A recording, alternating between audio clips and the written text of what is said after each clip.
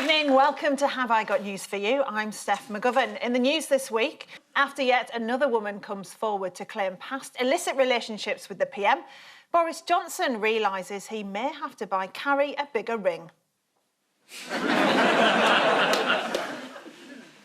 In the Midlands, government food technicians are hoping that by introducing it in small amounts, they can disguise the taste of chlorinated chicken.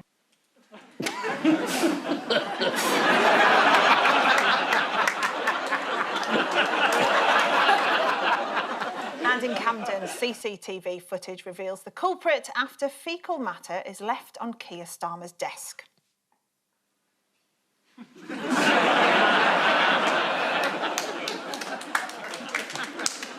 On Paul's team tonight is an actor and comedian who lives in Wales and is therefore the only panellist tonight who's currently on the run from the police. Please welcome Miles Jupp.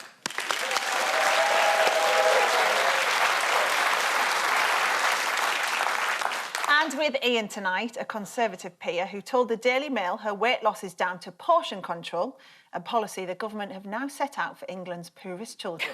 Please welcome Baroness Warsi.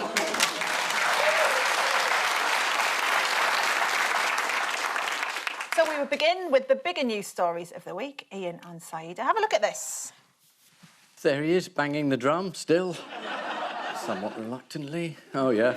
Yeah, it works. And there's Keir Starmer basically saying, I'm going to need more than a stiff drink to get through this. Yeah, this is the astounding news that a former leader has been thrown out of the party. Within 9 months of him being Labour leader. So, but, you know, it's been a long time coming, and I think it's right that finally Labour can put this terrible time behind them and start to rebuild their relationship with the British Jewish communities, because it really has been a really difficult and devastating time, really, for community relations. Is that sincere?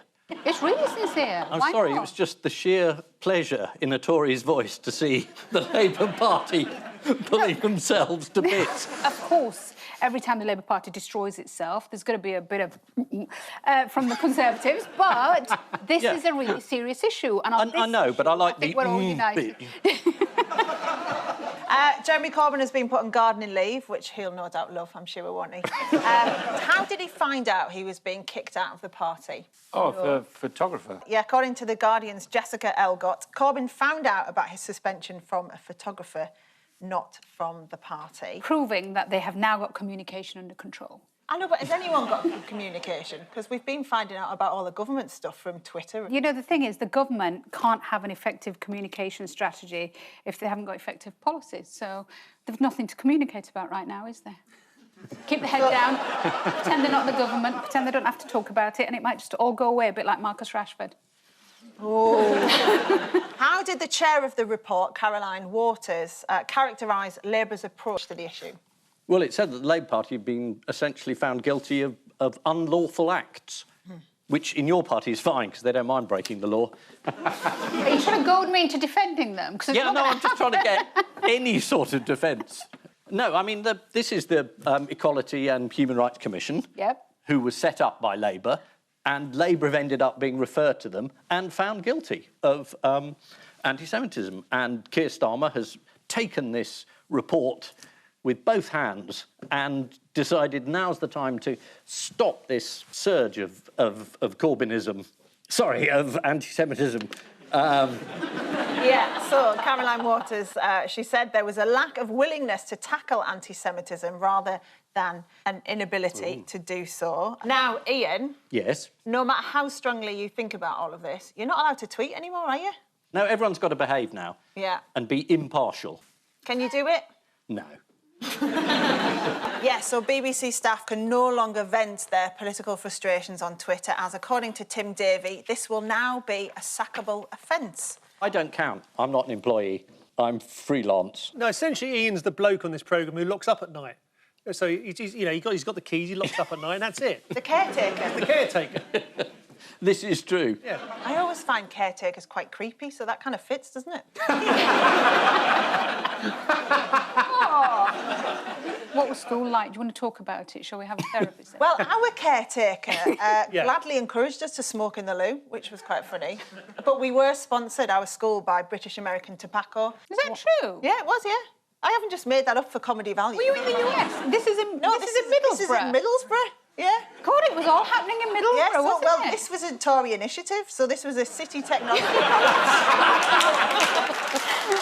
Check. What was Keir Starmer's embarrassing news this week? He had a crash with a cyclist. He thought it was Jeremy Corbyn, didn't he? Getting in early. Yeah, this week the Labour leader was driving his car when he was involved in a collision with a Deliveroo driver. One busybody, I should have said eyewitness, told the Daily Mail that it looked like Starmer might not have seen the cyclist as he had been attempting to perform a U-turn in order to make a right turn. But as usual, momentum got in the way. It's not particularly a story that damns him that apparently he didn't see the cyclist. No. If he had seen the cyclist, I think it'd be more of a story. What happened to Rishi Sunak? He got a new job as a Deliveroo cyclist. How's it going?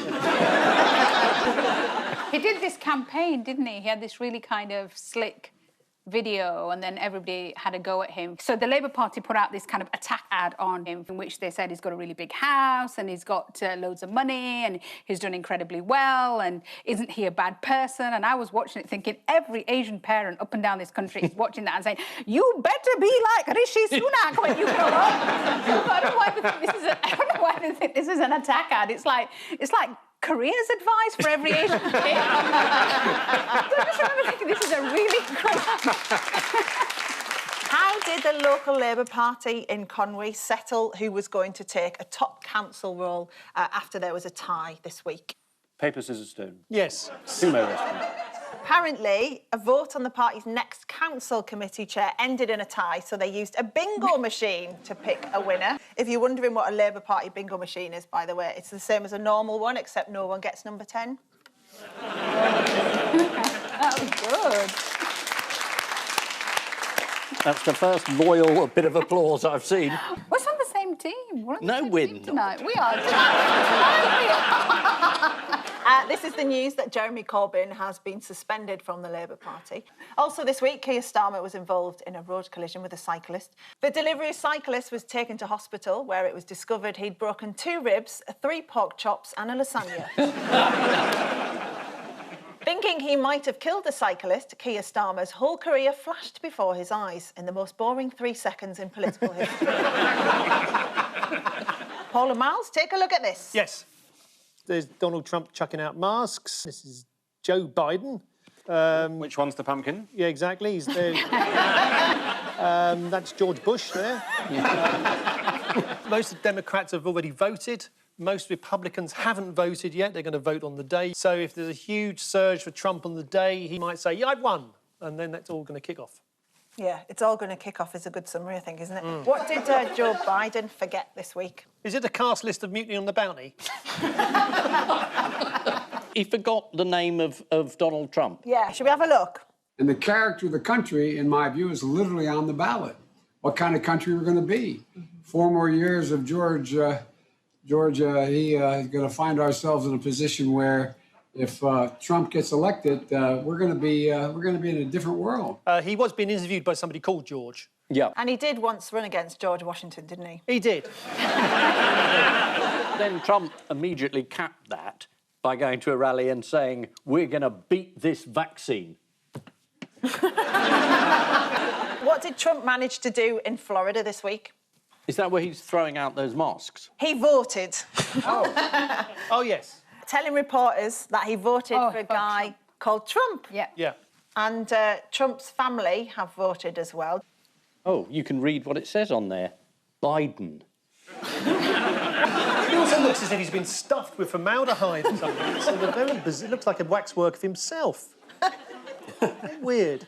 Also, look how he's holding the envelope. Isn't that really weird? Looks like he's never held to it. anything in his life. What, like a proper job? It's an Illuminati signal. I was bluffing there, to be honest. I wouldn't recognise an Illuminati signal. You say that. It's not... No, it's not my cult. What is it? I'm not in a cult. I don't have a cult. Why would I have a cult? Because you look like someone who might be in a cult. You look like you might do a bit of caretaking in your spare time. That's what I suspected of you. Yes, Stephanie's got it in for everyone tonight. I'm Oh, a no, I'm caretaker, kidding. you're a cult. BBC One, Ian. I think we'll have less of that BBC language. One. Sorry, this isn't Channel 4, you know. Oh, I do apologise. That's who you work for now, isn't it? Yeah, it is, yeah. Yeah. How's that going? It's all right, no one knows. All right, thanks. Our little secret. The creepy caretaker. What conspiracy theory involving Melania Trump has resurfaced this week? There are many Melanias. Yeah. An army of them. Yeah, that she has a body double who stands in for her at official events. The bizarre theory was doing the rounds on social media again. It's not just official events. It's anything she doesn't want to do. Which is everything. Users commented on a photo of the First Lady smiling on board Marine One. Let's have a look. Yeah, it's a giveaway, isn't it? She's smiling. It's not her. Shall we have a game? Yes. He is the real Melania. Yes. But what about these? That's Tom Cruise. Shows you what Scientology can do for you, doesn't it? The next one? That's not... Well, that's a lead of North Korea, isn't it?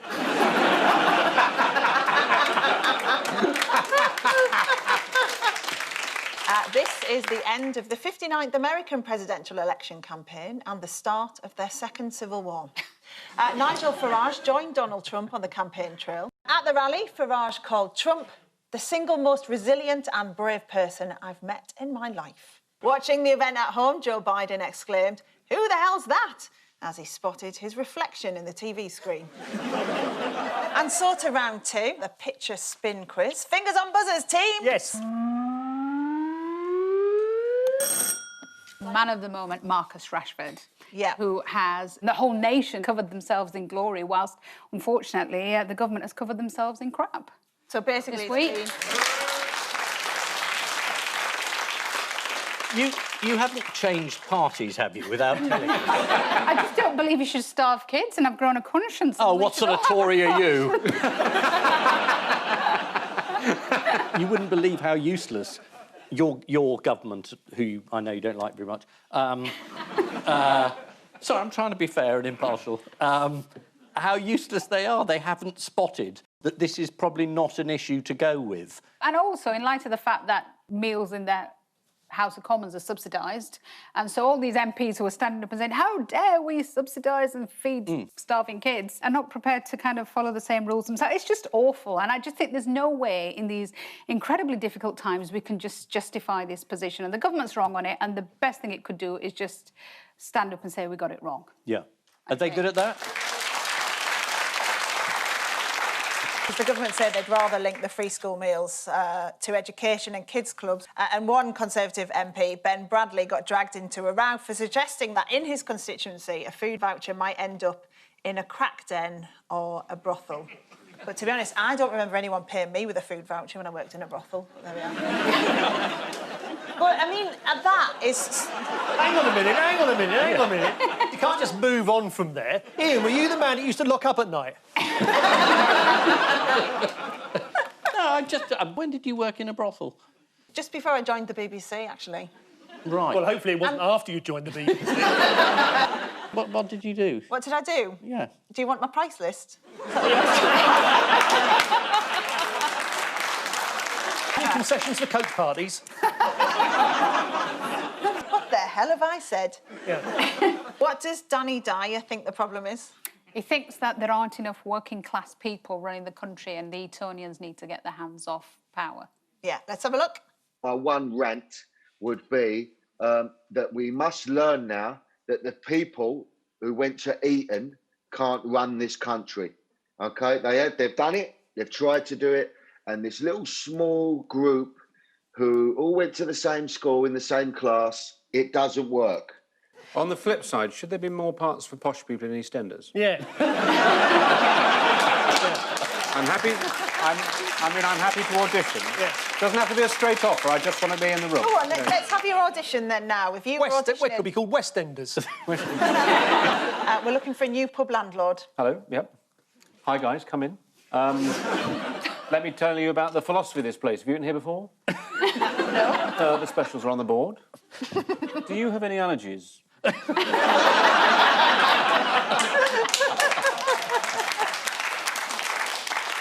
Do you need me to explain sharers and sliders?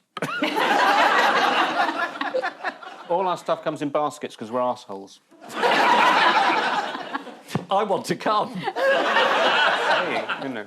You have to be able to say, get out of my pub, though. How would you say that? Ronald, could you tell the scary people to get out of the pub? Who brings their own packed lunch to the House of Commons? Is it the Monmouth MP David T.C. Davies? No. It is Selene Saxby, Tory MP, who says she never gets a free lunch. She also said this about the restaurants that are providing free school meals. I'm delighted our local businesses have bounced back so much after lockdown that they are able to give away food for free, and very much hope they will not be seeking any further government support. They really need to go on some compassion training, some of my colleagues. So it's like the business owners have got values and the Tory MPs haven't. I'm just zipping it now. Hey, is it true that the House of Lords bar is still selling alcohol? I don't know, I don't drink. Strictly entre nous. Does the Prime Minister have a drink problem? Just Like between us? between us, yeah. I just don't know him well enough. In a way, that's an answer. Yeah. Has he got a crack problem? Well, now that you ask about crack, I can talk about that. What happened to Gary Sambrook, another Conservative MP who voted not to continue free school meals in half-term? Some MPs got dinner plates left on the lawn. Yeah, that's what happened to Selene Saxby, actually. She got the plates outside. For Gary, people wrote rude things about him on a wall. Gary Sambrook eats big dinners. If only Twitter were so innocent. Do you want to hear an interesting story about Gary Sambrook? Yeah. Go on. Is it something to do with your previous job? Yeah, I wouldn't let him in. He only wanted to pay him vouchers. According to the Times, his car needed the oil changing, but Gary didn't realise this, and he rang his uncle to ask what the flashing gravy boat was on the dashboard of his car. So everyone's being rude to Conservative MPs. Did you see what Sky News' Kay Burley said to Kit Mulhouse? You know, it's always a struggle, these things, to stay fit, particularly given my lifestyle, but I'm a gym member. I think I'm still paying my gym membership as it happens. Some might say you need a refund. Oh, well, I've got to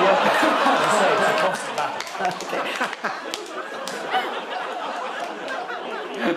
According to the COVID police, what Yes. is not a proper meal? It's if you have a pie on its own, but if you have a pie with a salad, as you would do in a very posh EastEnders pub, then yes, that's a substantial meal, which means the pub can stay open. I have pie, salad and chips.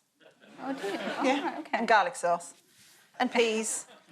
Are you a member of a gym? I didn't mean that, sorry.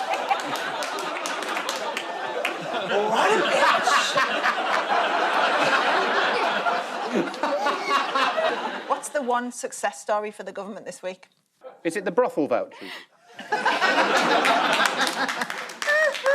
They've been extended throughout half-term. They've handed out brothel vouchers, but some people have been using them to buy pasties. Liz Truss has just pulled off. Oh, yeah. Oh, She's just yeah, pulled off yeah. what? She's done what? This show's gone rapidly downhill. Yeah. This is heavy Channel 4 influence. It's the Japan deal. Yes, it is, yeah. Liz Truss has just pulled off a big trade deal with Japan, which has surprised a lot of people because she's traditionally been more interested in other parts of the Far East.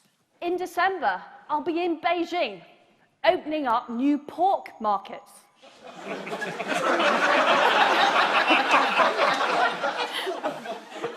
Now, as we know, Marcus Rashford is obviously quite impressive, but he's not the only sportsman in the news this week. Now, who would you say is more talented, a man who bounces ping-pong balls off a wall into his mouth, or a man with no arms playing snooker? I would imagine the man with no arms playing snooker would be... I'm not quite sure which part of the anatomy he's using at the moment, but I suppose he gets through a lot of chalk. I mean, what is he...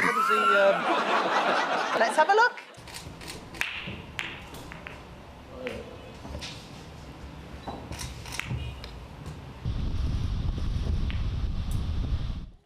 Right, let's have a look at Ping Pong Man. Go.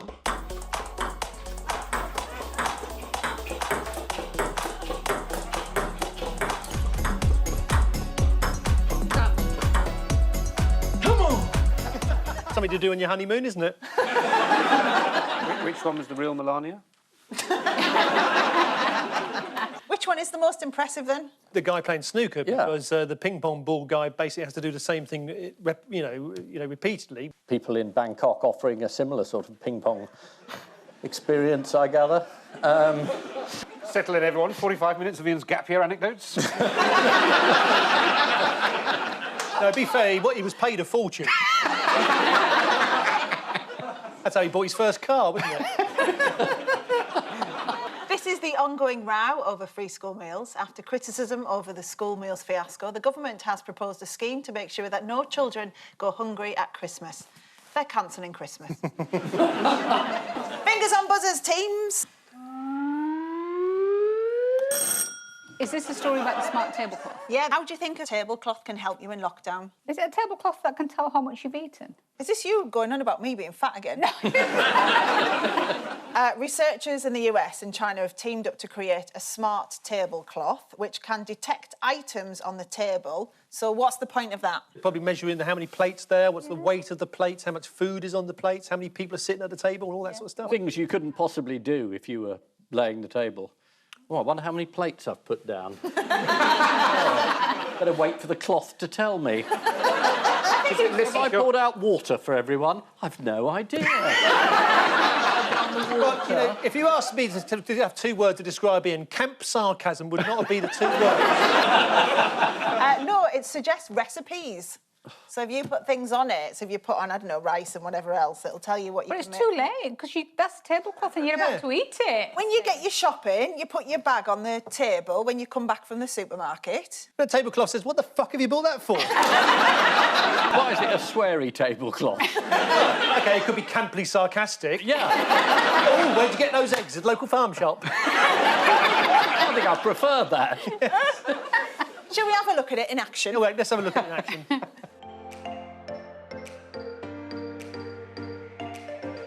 I'll tell you how they could use that is if you go to the supermarket and you do that check-in thing, self-checkout, and it could say to you and say, oh, you've got avocados and you've got, you know, whatever, and you've got onions.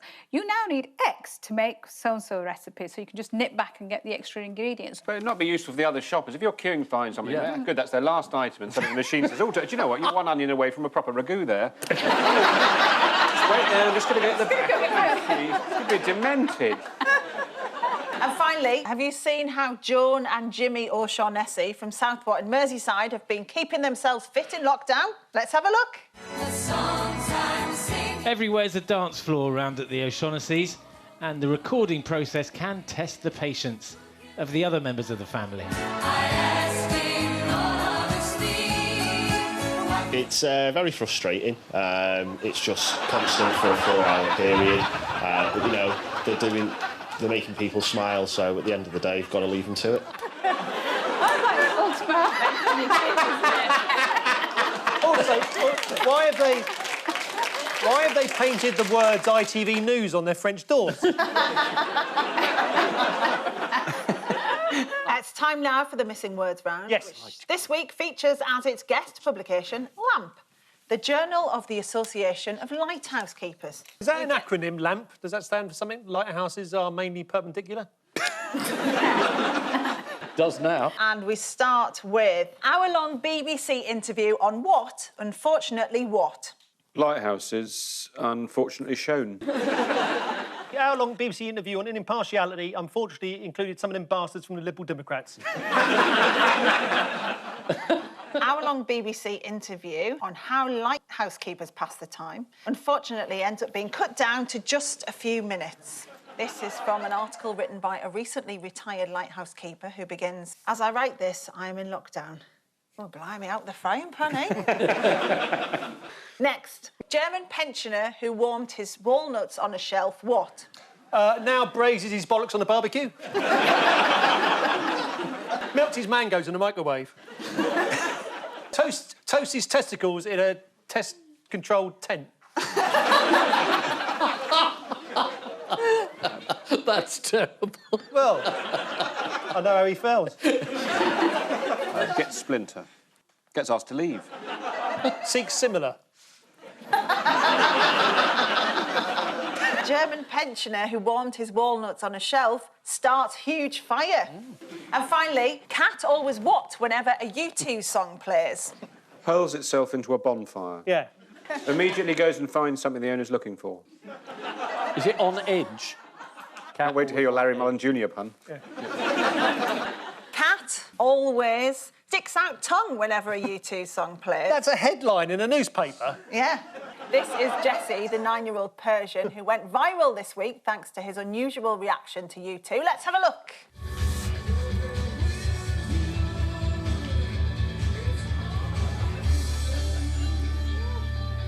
I'm sorry, that's not a scientific That's experiment. not. We haven't seen it listening to something that isn't U2. Just a cat that sticks its tongue out. That's the worst cat video I've seen today. Yeah. And Ian's got a specialist interest, haven't you? I have. Jesse's owner rescued him from a shelter and now play U2 to him all day. And the cat lays there thinking, God, I miss that shelter. So the final scores are Paul and Miles on 2 and Ian and Saida have 7. Whoa.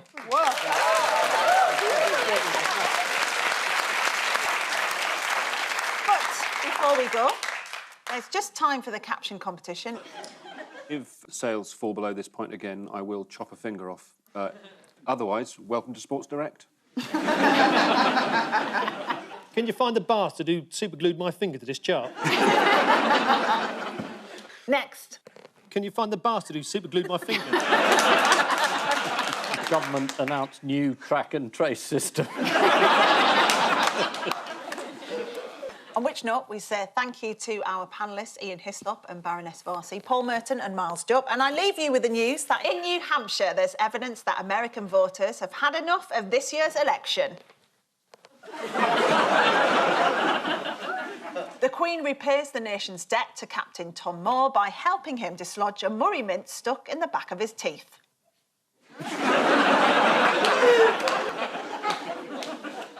And on her way to the Brexit Party Halloween do, Anne Widdecombe realises she'll have to turn back as she's forgotten her costume. Good night.